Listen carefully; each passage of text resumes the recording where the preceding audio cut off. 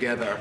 Finland is a strange country in the sense that we are probably the only country in the world where all the ports are frozen in the winter, and that's why we built the know-how in Icebreakers. Now we can work on this together. And I remember the first conversation we had, you mentioned the fact that Russia has 40, and you need to start ramping this up, and this is an indication that we're going to do it, and we're going to do it together. I also think that this strengthens our bilateral relations. I know I come from a small country, but for us to be able to work together with you is extremely important from a strategic perspective as well. So we appreciate the cooperation, and we're going to deliver the first one 2028. Good.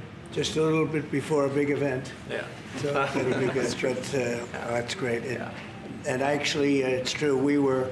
I came here and they were building an icebreaker, and they had no idea what they were doing. They had no idea how much it was going to cost. They knew nothing. And we have our Secretary of the Navy right over here, and we're working on a lot more than icebreakers. We're working on some very, very big and important ships. But they had no idea what they were doing, and I was with you, and I ended up meeting you and knowing you, and I heard about Finland and their icebreakers, and I said, do me a favor, would you have your people take a look at what these people are doing? And it came out that, just as I thought, they had no idea what they were doing. And we got involved, and we ended up, we need these ships very badly, because we have a lot of territory, more than anybody. And so I'm very honored to have this deal, and thank you very much. It's going to be great. It's going to be a great partnership. And it's a great honor to have you, Mr. Prime Minister. Would you like to say something, please? First, Mr. President, thank you very much. It's a great honor to be here today. And as a Prime Minister of Finland, I want to say that this deal it's very important to Finland and our economy, because our economy is suffering a lot because of Russian aggression in Ukraine. And this deal, it means investments, it means jobs, and jobs means hope. And that's why this is so important. And I want to thank your leadership on this deal and this issue. Thank you very much. So you've been affected very badly by the war going on, the ridiculous war going on, right? Yes, because we have to close the border with Russia. We have 1,300 kilometers common border with them, and affects the atmosphere in Finland, in investments, and that's why we need good news. Our people need hope. Right. So your border is closed. It's closed. And that's because you have so many Russians trying to get in? Yes, they started to push illegal migrants to our border. That's why we were forced to close it. And people also that don't want to go into the military, I guess, trying to come through, right? Yeah, some of them are escaping. Fortunately, on our side, we don't have that problem. In Finland, no, you have a great military. We have compulsory military service, and as I always say, we have 900,000 men and women who've done it, including myself and the Prime Minister. We have 200. And you've been fighting Russia for a long time. So how many years have you been indirectly fighting Russia? Well, put it this way, we have managed our relationship since the 1300s with about 30 skirmishes, but it's been very peaceful at our border after World War II. Yeah, but it's been peaceful at our border since the Winter War and the War of Continuation. But I mean, a lot of it is because we actually have a very large military. It's the biggest in Europe, together with Turkey, Ukraine and Poland. We have over 60 F-18s. We just bought 64 F-35s. We'll roll out the first one in Texas in December. We have the biggest artillery in Europe, together with Poland. And as I always say, we don't have it because we're worried about Stockholm. Well, you really have proportionately, I think, the largest military in the world, proportionately. It's quite big, yes, I have to admit. But, we have it for defense purposes and also to build a deterrence. And it's worked, and I think that's one of the reasons that our relationship is so good as well. We have the Defense Cooperation Agreement with you. Right. We're new allies in NATO. Our defense expenditure is going north of 3%. We work very closely with you and the rest of our allies. And when you push the ceiling of defense expenditure in NATO to 5%, you can imagine that a country like Finland was quite pleased with that, because that means that all of the allies have to bring up their defense expenditure, and you basically increased our security just with that decision in The Hague. And I have to admit that having been to my first NATO summit in the summer of 2024, if someone would have told me that you will move from 2% to 5% after Trump enters, I would have said, go see a doctor. But you know, well, you had to do it, and you were great about it. Spain has not been. Spain is the one that didn't do it. And so I think you people are going to have to start speaking to Spain. The only one that didn't do it, the only NATO country that didn't do it is Spain. And you'll figure what that's all about, right? Yeah, I mean, we'll work, and I think with the leadership also, Mark Rutte, the Secretary General of NATO, I think, you know, there are a lot of commitments that have to take place, and this, of course, is going to also increase industrial defense exchanges. I think we buy 4 times more military material here from the US, and I think it's an essential part of our whole military setup in Europe. And it's good to be working on this together. But there's one thing that I wanted to mention also. I want to congratulate you for what we have seen in the past 24 hours in Gaza. Thank you. I think it's a historic deal. I went through the 20 points. It's almost like the best of record. You really see all the key elements. And if someone would have said a few weeks back that you and your team are able to push us to a position where there will be a ceasefire, an exchange of prisoners, hostages, and then a pullback, I would not have believed it. But it's this is what diplomacy is at its best, and I think it's a potentially huge deal. So congratulations to you and your team. Peace in the Middle East. Peace in the Middle East, yeah. And every country came together. Every single country came together, and people are shocked by it. But it's an amazing situation. Nobody thought it was going to happen. Thank you very much. And you've been of help too. You help always. But we are really working more closely together, having to do with Russia, Ukraine. Yeah. And I would have thought that would have been easier because that would be number 8 for me, number 8. And I would have thought the Russia deal maybe would have been one of the easier ones. And unfortunately, last week they had over 7,000 soldiers die unnecessarily. So it's a terrible thing. But I think we'll be getting there hopefully soon. Yeah, and probably we'll go, I mean, or you will be going piece by piece. I mean, there are only so many agreements that you can get done, and I think this one will be the next big one. Of course, this one needs to stick, and I'm sure it will because the incentives are all there, and then we'll continue to work. I mean, the last time I was here in the Oval Office was with the other European leaders in August, and I think we did a lot of good advancement there on security arrangements. I think you pushed us Europeans hard not to buy oil and gas from Russia, which I think is a very correct decision. Europe just put down its 19th sanctions package. I think Russia is actually right now, both economically and militarily, not in a very strong place. And I think it's because of the commitments that we've made to Ukraine. So, you know, day by day on this one. Yeah, we're going to get it worked out.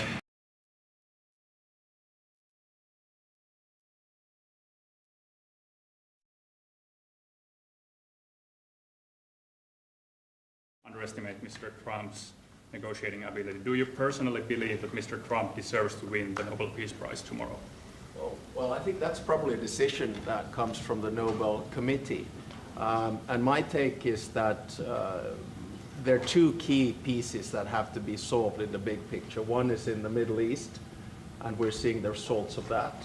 And then the other one is between Russia and Ukraine. And once those are solved, you know, and I don't see any impediments Do to you it. plan to nominate Mr. Trump next year if he doesn't win?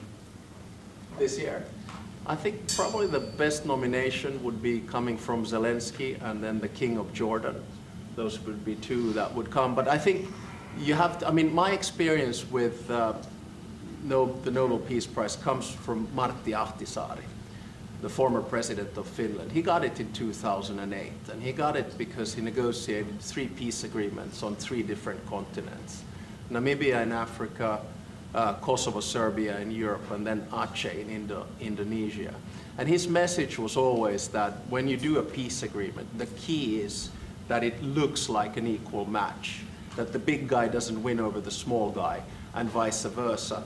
But I have to say that the track record of the President of the United States in the past 7 months, 8 months is rather impressive. Mr. President, thank you so much, Mr. President. First of all, thank you, all of you, in behalf of the State of Israel, for everything that you're doing for my country. I want to know, how do you see the Middle East in a year from now under your leadership? And if you see maybe option for normalization between Israel and Saudi Arabia? I think it's going to be great. I think it's the hostages will be coming back Monday or Tuesday. I'll probably be there. I hope to be there, and we're planning on leaving sometime Sunday, and I look forward to it. And everybody I see is celebrating in Israel, but they're celebrating in many other countries too. A lot of the Muslim and Arab countries, they're celebrating. Everybody's celebrating. Everybody loves the deal. So it's a great honor to have been working on it. And as you know, it's all finalized and done. We've had a lot of terrifically talented people. We've had tremendous support from UAE, Saudi Arabia. Qatar has been unbelievable. Egypt, as you know, and Jordan. Indonesia, I mean, it's, I don't want to leave anybody out. Just so many different countries. It's been incredible. Nobody's seen anything like it. So I think in a year from now, it's going to be great. I think it's going to be great. Mr. President, how do you rate your chances of winning the Nobel Peace Prize tomorrow? Well, I don't know. Look, I made 7 deals, and now it's 8. Solved the wars, one going 31 years, one going 34 years, one going 35 years, one going 10 years. I made 7 deals. This would be number 8. The one I thought that I was going to make, and I think we will probably, is because it's a ridiculous war. It's a horrible war, the worst since World War II. Look at the people dying is Russia, Ukraine. I think we'll do that too. We've a lot of reasons for them to do it, and I think they'll be coming to the table pretty soon. But this is the biggest of them all. This is a big one. Although I think India and Pakistan is very big. 2 nuclear nations. I made that. I did that based on trade and because of the tariffs. If we didn't have tariffs, you wouldn't have been able to do it. But I said, if you guys are going to fight, I'm putting 100% tariffs on each of you. And they immediately stopped fighting. And that was going to go nuclear. You know, that was back and forth. So I know one thing. I don't know what they're going to do, really. But I know this, that nobody in history has solved 8 wars in a period of 9 months. And I've stopped 8 wars. So that's never happened before. But they'll have to do what they do. Whatever they do is fine. I know this. I didn't do it for that. I did it because I saved a lot of lives. And that's the thing that bothers me so much about the Russia-Ukraine. 7,000 people are dying a week. Young soldiers. They're almost all soldiers of Ukraine and Russia. So in theory, it doesn't affect us, no. But it's a terrible thing. And we'll get that solved too. But nobody has ever done 8 wars. Nobody's done 8 wars in 30 years, let alone 9 months. Are you going to step up? Are you going to step up the pressure for a Ukraine deal? Yeah, we are stepping up the pressure. We're stepping it up together. We're all stepping it up. NATO's been great. The leader of NATO, as you know, Mark, has been fantastic, I think. He's a fantastic guy. And they are stepping it up. And we're selling a lot of weapons to NATO, and that's going, I guess, to Ukraine for the most part. That's up to them. But they're buying weapons from the U.S. We make the greatest weapons in the world. You buy our planes and a lot of our equipment. And you have a big force, actually. You have a tremendous force of equipment. So I think we'll get that one done too, yeah. President Obama got it for way less. I want to finish, maybe. Mr. President, I'm from Finland. Mr. President, I'm from Finland. See, okay? Yeah. Am I okay? He's all right. I'm all right. Mr. You look President. great. Yeah, President. You are buying icebreakers from Finland. Yeah. But what if Russia and Vladimir Putin attacks Finland? Would you defend Finland? I would. Yes, I would. They're a member of NATO.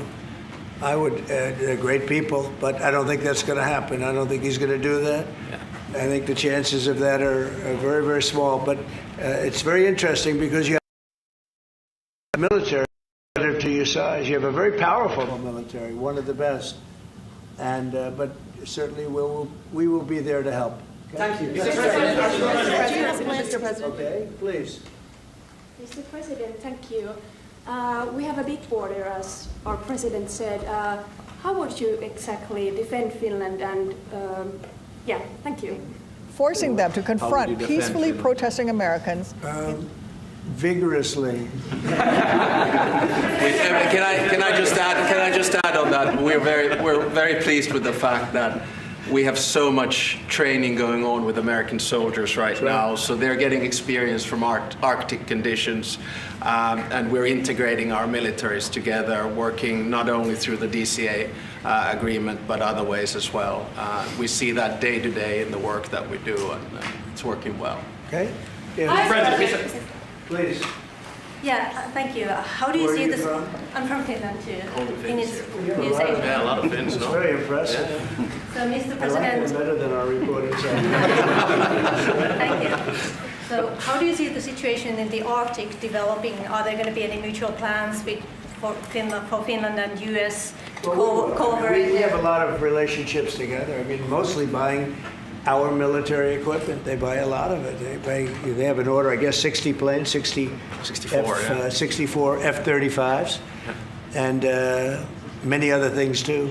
It's a big order. Big countries don't order that many planes. You know, it's 10 billion. You have a lot of aircraft, a lot of great military. We make the best military equipment. They buy a lot from us, so it's very good. We're going to work together very closely with Finland and with NATO. We have a very good relationship. As you know, I requested that they pay 5%, not 2%, and most people thought that was not going to happen, and it happened virtually unanimously. We had one laggard.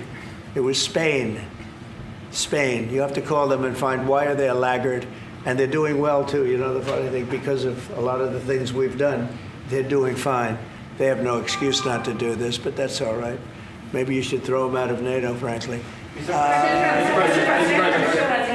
go ahead. What are you planning to do with Tall that? gentleman, nice tall gentleman, go ahead with the yellow shirt. Thank you, Mr. President. I wanted to change gears just really quickly and ask you, you're going to Walter Reed tomorrow? What are you having done, and how are you feeling? I'm meeting with the troops, and I'm also going to do a sort of semi-annual physical, which I do. And I think I'm in great shape, but I'll let you know. But I have no difficulty thus far. Is there wood around here? I'll knock on. No difficulty. Physically, I feel very good. Mentally, I feel very good. You know, I did about 6-7 months ago. I do physicals. I like to, when I'm around, I like to check always early, always be early. It's a lesson for a lot of people.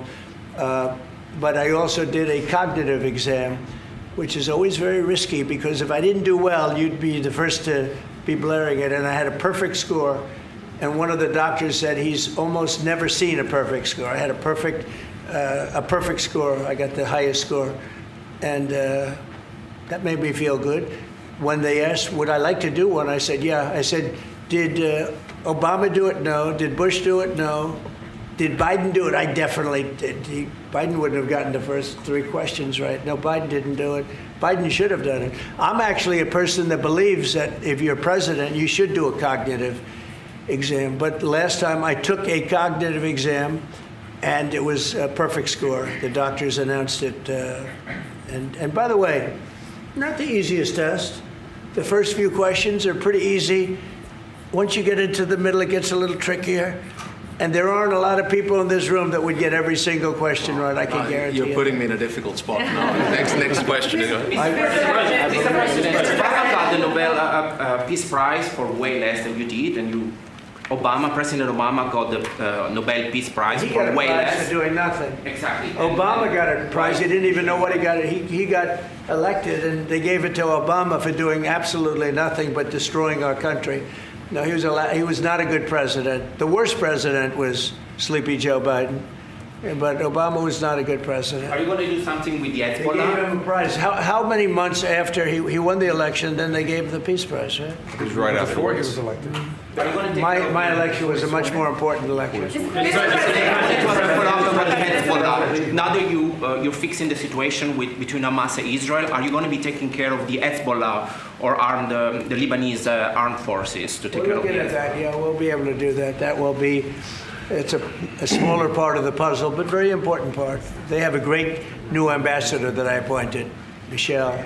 Great new ambassador. So yeah, please. President said that the hostages will be released on Monday or Tuesday. What's your strict deadline? When do they have to get released? Well, And I how just do you think make it's going to be sure Monday or part of Tuesday. It's going to be around that time, yeah. They're working on it very hard. They're in very diverse parts of the earth, okay? They're very, very diverse. Actually, it's, I think they're going to come through. I'd be surprised if they didn't. I think it'll happen. Mr. President. Thank you, sir. The 19th point of the 20-point plan said that in the future there could be conditions in which the Palestinians might eventually get a state. Under what conditions do you think the Palestinians could have their own state in the future? We'll look at it at the time. We're going to see how it all goes. And, you know, there's a point at which we may do something that would be a little bit different and maybe very positive for everybody. But we'll be looking at that at the time. Mr. President. I think we'll get to that. I think we'll get to that period too. Yeah, please. Mr. President. Yeah, please. Glasses. Thank you. Mr. President, the United States has previously said that that Europe would have to take more responsibility for its own security. Are you or the U.S. planning to withdraw some of the U.S. forces from the European soil? No, but we may move some around a little bit. I'd ask you that question, Pete. Go ahead. I think that's right, Mr. President. We're very much heartened by your leadership to get NATO to rise up to 5%, which means they can take primary responsibility for defense of the continent. But that doesn't mean America is abandoning NATO in Europe. But we could look at where our troops are postured, what makes the most sense for America and our NATO allies. We have a lot of troops in Europe, as you know, a lot. And we can move them around a little bit. But no, basically we'll be pretty much set. Go ahead, what's the second? My second question would be, are you planning to impose more sanctions on Russia at this point? I might, yeah, I might. Mr. President, your 20-point plan says we will encourage people to stay. Can you confirm that as Gaza is rebuilt, that no one will be forced to leave? Yeah, nobody's going to be forced to leave. No, it's just the opposite. This is a great plan. This is a great peace plan. This is a plan that was supported by everybody. I mean, as I said, they're dancing in the streets of many, many countries right now. It's amazing. I've never seen anything like it. No, we're not looking to do that at all. And Mr. President, how soon do you think that we can see a full withdrawal? Mr. President, can you cut through the politics on the shutdown? We had another failed vote today. Can you speak to our viewers from Orlando to Sacramento?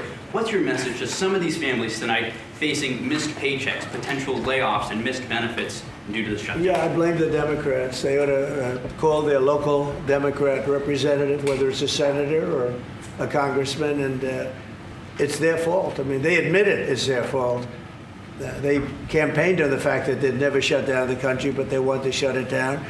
And, you know, we have the greatest economy. We're the hottest country in the world right now. I think you'd admit that. The hottest country. We went from a dead country a year ago to the hottest country in the world. So I think they probably don't like that. But we're doing great. I mean, we're doing great. I would say my message is call your local representative, congressman or senator, and tell them to get on the ball. The Democrats have caused this problem. Can I ask one more Congressman Yeah, Randy please. Fine? Thank you, Mr. President. Where are you from? I'm from Finland. It's so nice. Uh-oh, here we go. Here we go with a killer question. I would like to circle back to the Icebreaker deal. So Finland and the U.S. are strengthening their economic partnership through the deal. What other areas of cooperation with Finland do you see as possible at this moment? Good question. We're going to be talking about that in a little while. We're going into the next door room, commonly known as the cabinet room, beautiful room, and we're going to be discussing that. But we'll be doing other things. It's a wonderful country with wonderful people. We've had a long-term relationship, but it's never been as close as it is now. We'll be doing other things. Go ahead. I mean, we've been talking about a lot with the president. I mean, the two specific fields where I think Finland has strength. One is quantum and quantum computing, and we know that that is basically what gives food for thought for artificial intelligence. That's very important. The second one is actually networks. And you know that there are two sort of safe and trustworthy Western networks right now. One of them is Nokia. And the other one is Ericsson. And actually 70% of all broadband in the United States is Nokia. So one of the things that we could work on together is creating the 6G space through networks. And Nokia has 7,000 people working here in the United States and an American CEO. Okay, anybody else? Mr. President. What is the international stabilization force that's going to deploy to Gaza? What is that going to look like? To be determined, really, to, I think, There's going to be a large group of people determining what it will be, and a group of people funding it that are very rich countries are going to be funding it. People want to see this work. It's going to work. It's absolutely going to work. And it starts, it's already started. We've signed, as you know. Everybody's agreed. I think Monday is going to be a very big day, Monday, Tuesday, but it's going to be, depending on where you are, it's going to be a very big day. I think it's going to be a day of great celebration. I've never seen anything like it. The streets of so many countries right now, they're just roaring with love and with praise for the people that did this. And these are countries that did this. The whole world came together for this, even Iran. And I really thank them for it. Iran came out and said this is a good thing. This is a very good thing. So it was terrific. It's been a terrific experience for me. Thank you very much, everybody.